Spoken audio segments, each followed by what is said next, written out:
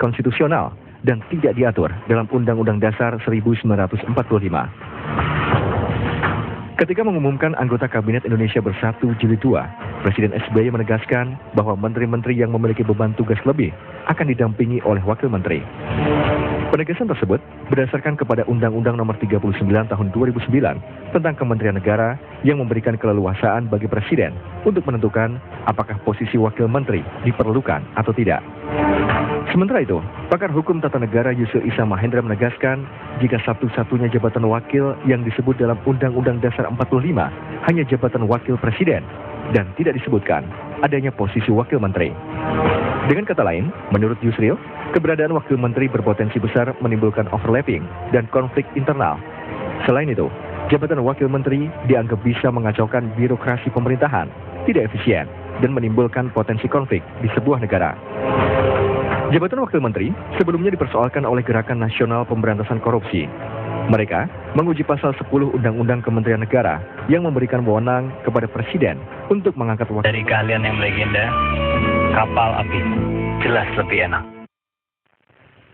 Kurang dari 3 jam, tepatnya 3 jam lah ya, 3 jam lebih dikit lagi nasib wakil menteri di Kabinet Indonesia Bersatu ini akan ditentukan oleh Palu Hakim Mahkamah Konstitusi. Salah satunya ada yang ditentukan nasibnya adalah Wamenkumham, Mas Denny Indrayana di sini. Ya. Nanti kita akan menunggu bersama-sama putusan nanti pukul jam 11 begitu diagendakannya. Sebelum kita lanjut ke putusannya nanti, saya mau ke Pak Adi Warman dulu nih. Ada yang menggugat. Kemudian putusannya hari ini. Memohon. Ya, pemohon. Ya, kan? Pemohon. Istilahnya itu pemohon. Menguji ya, istilahnya di Mahkamah Konstitusi. Waktu itu sedikit saja biar masyarakat tahu mengapa Anda sampai harus menguji ini. Ya. Dasarnya. Sesungguhnya jauh sebelum Wamen dilantik, tepatnya tanggal 15 Oktober di salah satu TV, saya waktu itu wawancara bareng dengan Didi, Mas Didi dari Komisi 3 DPR, sudah warning, apabila ada Wamen, kita akan lakukan ini. Dan akan lakukan permohonan uji material ke MK. Karena menurut saya, Wamen itu tidak diatur dalam Undang-Undang Dasar 45. Nah, di situ ternyata pada tanggal 15 saya wawancara di salah satu TV, tanggal 18 Wamen dilantik. Tanggal 26 saya masukkan ke Mahkamah Konstitusi. Jadi urutan seperti itu. Nah, tanggal 15 ternyata sebelum tanggal 15 ada tanggal 13. Peraturan Presiden nomor 45 tentang struktur organisasi kementerian dirubah. Dirubah jadi nomor 76. 5 hari dari tanggal 13 jadi tanggal 18 dirubah lagi. 2 bulan kemudian Desember dirubah lagi. Ada saat perkara di Mahkamah Konstitusi. Itu jadi. Nah, itu kita lihat seperti itu. Jadi kalau ada orang bilang bahwa di belakang kita adalah koruptor dan lain sebagainya, nggak benar. Justru kita Gerakan Nasional Pemberantasan Tindak Pidana Korupsi. Dan tidak juga pada saat itu kita tahu siapa wamen-wamen kita. Tidak juga tahu bahwa wamen hukum kita akan Pak Denny, nggak tahu kita. Jadi kita benar-benar pure melaksanakan peran serta masyarakat berdasar pasal 8, pasal 9, Undang-Undang 28 tahun 2009, tahun 1999 tentang penyelenggaraan negara yang bersih dan bebas. Jadi Anda lebih kepada menekankan ini soal tidak ada diatur oleh undang-undang kita, Undang-Undang Dasar 45. Atau ada alasan lain karena Anda melihat ada celah-celah kemungkinan yang ini janggal begitu ketika posisinya. Yang akan sangat konyol di sini, konsideran dari Undang-Undang Kementerian Negara itu adalah pasal 17 Undang-Undang Dasar 45. Pak Adi Warman, tahan dulu sebentar. Di ujung telepon ini ada salah satu calon wakil menteri tapi tidak jadi waktu itu. Kalau kita masih ingat namanya Anggito Abimanyu. Selamat pagi, Mas Anggito. Pagi. Ya, Mas Anggito, ini Anda dalam perjalanan yang mau naik pesawat ya. Jadi waktu kita terbatas nih. Mas Anggito, saya mau tanya dulu ini. Hari ini Mahkamah Konstitusi ini akan memutus soal permohonan terhadap Undang-Undang Kementerian Negara ini, posisi wakil menteri khususnya. Nah, ini Anda sendiri yang sempat merasakan waktu itu dicalonkan menjadi wakil menteri keuangan, kemudian tidak jadi. Apa komentar Anda soal wakil menteri ini? Saya pernah diundang juga di Mahkamah Konstitusi sebagai istilahnya korban atau apa gitu. Tetapi saya mengatakan bahwa masalah wamen itu bukan masalah konstitusi. Itu masalah manajemen saja, manajemen pemerintahan. Jadi saya tidak memberikan komentar bahwa ini bertentangan dengan konstitusi. Jadi ini persoalan bagaimana sebuah negara melakukan pengolahan terhadap pemerintahannya. Jadi itu merupakan hak presiden, bahwa itu ada kesalahan manajemen presiden itu bukan masalah konstitusi. Itu yang saya sampaikan pada waktu itu di Mahkamah Konstitusi. Jadi masalahnya apa menurut Anda? Kalau Ya manajemen pemerintahan saja. Kalau menurut saya sih persoalan buat saya simpel sekali.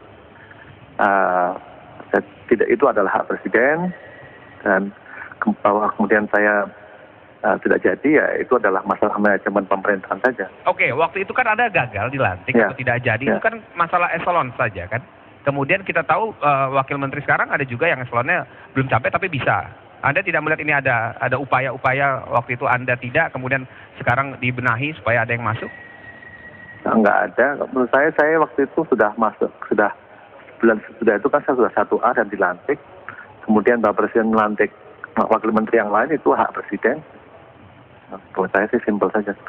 Baik, jadi tidak ada hubungannya sama konstitusi kalau menurut Anda ya?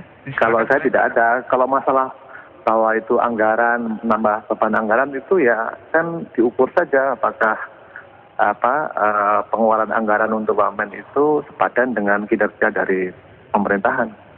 Oke, baik. Oke. Terima kasih Mas Anggito. Sama-sama.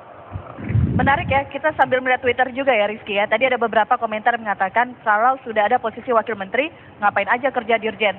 Oke, Nah. saya ke pakar hukum tata negara, Bung Herman Putra Sidin. Beberapa statement Anda yang beberapa kali juga kita berbincang Anda menggunakan sejak dulu ada posisi wamen ini inkonstitusional. Mengapa? Gini,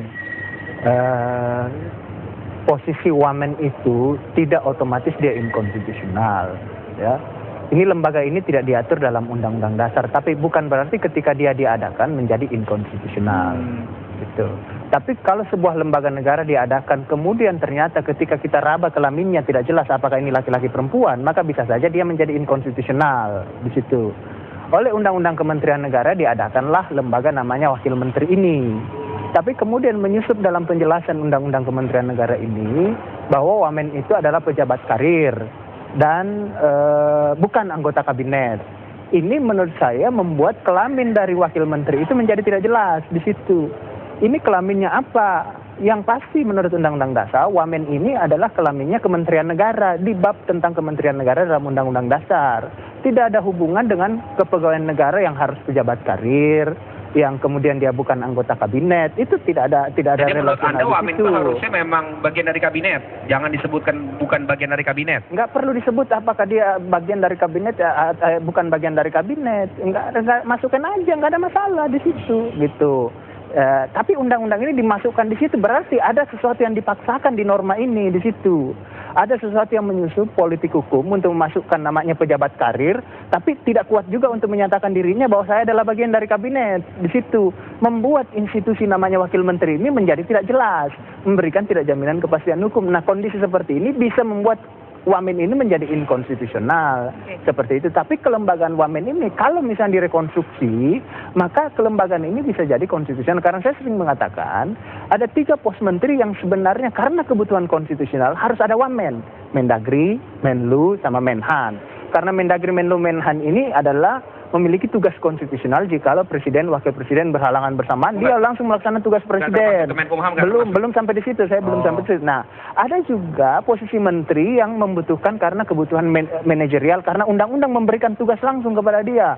Menteri Keuangan, saya belum tahu kalau Menteri Hukum dan HAM juga seperti itu, kalau tidak salah banyak juga ada tugas di undang-undang langsung, maka bisa saja ini diadakan wamen. Ada juga wamen karena kebutuhan manajerial. Tetapi sekali lagi, keberadaan wamen ini harus dibuat yang jelas dalam undang-undang Kementerian Negara itu. Seperti apa kejelasannya? Kita jeda dulu sejenak, Mas Denny juga Pak Adi Warman. Kita harus jeda dulu untuk menyaksikan kabar terkini usai jeda pariwara berikut ini.